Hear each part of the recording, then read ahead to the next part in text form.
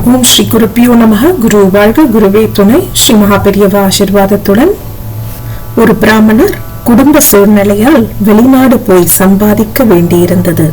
பெரியவாளுடைய அத்தியந்த பக்தராகையால் சாஸ்திரத்தை மீறுகிறோமே, பெரியவாளுக்கு ஒப்பாத காரியத்தை செய்கின்றோமே என்ற குற்ற உணர்ச்சி அவரை வாட்டி எடுத்தது. ஒரு முறை இந்தியாவுக்கு வர வேண்டியிருந்தது. இந்தியாவுக்கு வருகிறோம் என்பதை விட தன்னுடைய அன்பான பெரியவாளை தரிசனம் பண்ண போகின்றோம் என்ற எண்ணமே அவருக்கு அமிர்தமாக இருந்தது. சென்னை வந்து இறங்கியதும் நேராக காஞ்சிபுரத்துக்கு விரைந்தார். அதே நாள் காலை பெரியவா சமையல் பண்ணும் சேவகர்களை கூப்பிட்டார். இன்னைக்கு சமையல் என்னென்ன பண்ண போறேள்? அவர்களுக்கு ஆச்சரியமாக இருந்தது. பெரியவா இதுவரைக்கும் பொது சமையல் என்று அத்தனை விசாரித்ததில்லை. மெனுவை சொன்னார்கள். அதில் சிலவற்றை மாற்றி வேறு ஏதோ பண்ணும்படி கூறினார். கொஞ்ச நேரத்தில் இந்த வெளிநாட்டு இந்திய பக்தர் ஓடி வந்து பெரியவா திருவடியில் நமஸ்கரித்தார். ஷேமமா இரு, முதல்ல போய் சாப்பிடு, அப்புறம் வா. எல்லோருக்கும் ஆச்சரியம். வந்த பக்தரை ஏன் முதலில் சாப்பிட சொல்கின்றார்? அவர் சாப்பிட போனதும் அருகில் இருந்த சேவகரிடம், ஏண்டா அவன் எனக்கு ஏதாவது கொடுக்கணும்னா எதை கொடுக்க சொல்லி கேட்கறது என்று சந்தேகம் வேறு கேட்டார். அசந்தே போனார்கள். அதை கொடு, இதை கொடு என்று கேட்டறியாத பரபிரம்மம் எதை கேட்கலாம் என்று கேட்டால் என்ன பதில் சொல்வது? அதற்குள் அவர் சாப்பிட்டு விட்டு வந்ததும் சிரித்து கொண்டே, என்ன உன்னோட விரதம் பூர்த்தியாச்சா என்றார்.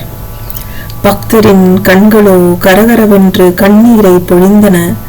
புரியாமல் பார்த்து கொண்டிருந்த கூட்டத்தை பார்த்து பெரியவா சொன்னார், இவன் சீமையிலேந்து புறப்பட்ட சமயத்திலேந்து பச்சை தண்ணி கூட குடிக்கல. என்னை பார்க்காம எதுவும் சாப்பிடக்கூடாதுங்கிற சங்கல்பத்தோட கிளம்பி வந்திருக்கான். என்ன நான் சொல்றது சரியா? அவருடைய புன்னகையில் எல்லோரும் மெய் மறந்தனர். இதோ அடுத்த பிரம்மாஸ்திரம். இந்தா, இவனை அழிச்சுண்டு போய் எள்ளு புண்ணாக்கும் தையல் இலையும் எனக்காக வாங்கி தர சொல்லி வாங்கி வச்சுங்கோ. பக்தரின் கண்ணீர் நிற்கவே இல்லை. அல்பமான என்கிட்டேந்து பெரியவா தனக்கு கேட்டு வாங்குகின்றாரா? அவர் அந்த இடத்தை விட்டு நகர்ந்ததும் சுற்றி இருப்பவர்களிடம் தன்னுடைய அருள் லீலையின் காரணத்தை சொன்னார். இவளுக்கு என் மேல ரொம்ப பிரியம். எனக்கு ஏதாவது பண்ணணும்னு ரொம்ப ஆசையா இருக்கும். ஆனா சீமைக்கு போனவன்ட்டேந்து நான் எதுவும் வாங்கறதில்ல. சாஸ்திரம் இடம் கொடுக்கல. அதுக்காக என் மேல பக்தியா இருக்கிறவால விட்டு விட முடியுமா? அதான் எள்ளு புண்ணாக்கும் தையல் இலையும் வாங்கி தர சொன்னேன். எள்ளு புண்ணாக்க நம்ம மடத்து பசுமாட்டுக்கு போடுங்கோ. அது கொடுக்கிற பாலை நேக்கு கொடுங்கோ. ஏன்னா பசுமாட்டுக்கு எதை கொடுத்தாலும் அதுல இருக்கிற தோஷம் நிவர்த்தி ஆயிடும். பசுமாடு மூலம் எது வந்தாலும் அதுக்கு தோஷமே கிடையாதோன்னு. அதான் என்னோட பக்தாலோட மனசு நோகடிக்கப்படாது. தர்மமும் காருண்யமும் பக்த வாத்சல்யமும் சேர்ந்த கலவையில் உதித்த ஞான சூரியனை சரணடைவோம். ஹரஹர சங்கர, ஜெய ஜெய சங்கர, காஞ்சி சங்கர, காமகோட்டி சங்கர. என்றென்றும் குருவடி சரணம், திருவடி சரணம். நன்றி, வணக்கம்.